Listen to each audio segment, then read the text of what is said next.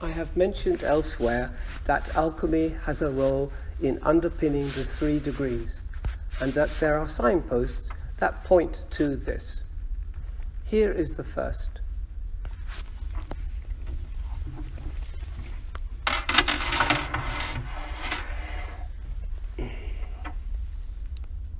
This is an English fellowcraft apron. In the corner, these are rosettes. This is a typical steganography technique.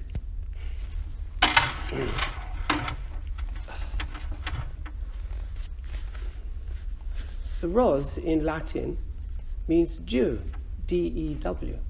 And we know that in alchemy, dew was the unique prima materia, the quintessence that was the starting material, essential to make the philosopher's stone correctly and complete the great work.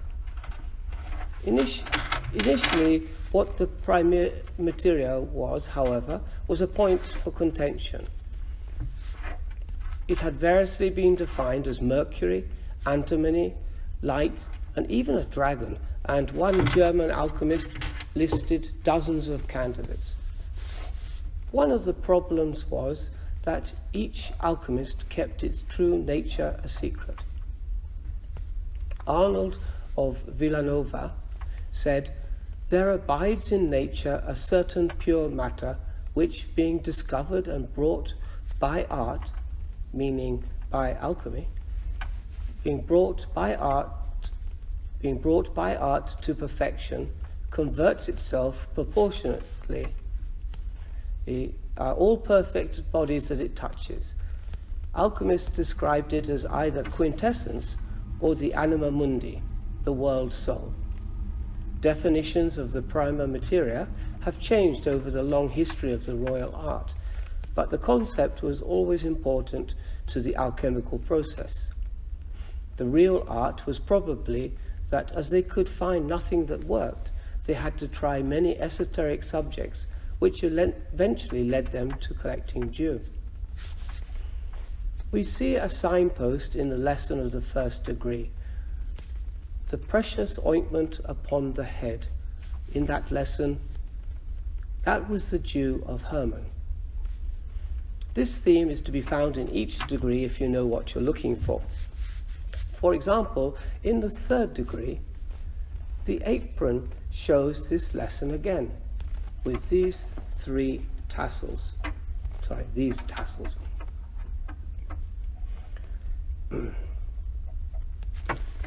This is my grandfather's apron from the 1930s. You can see how soft the material is. These tassels, little balls, are the dew that went down to the skirts of his garments as the dew of Hermon. In the constitutions of 1723, de Sagulier states, "The key of a fellowcraft is that by which the secrets communicated in the ancient lodges could be unravelled." And it is another hidden key which I haven't yet mentioned, but it also points to an alchemical underpinning to the degrees. So having found these alchemical references, what do they mean? Why are they there?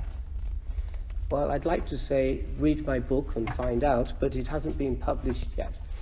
But I'll add more on this alchemical connection in videos in the coming days.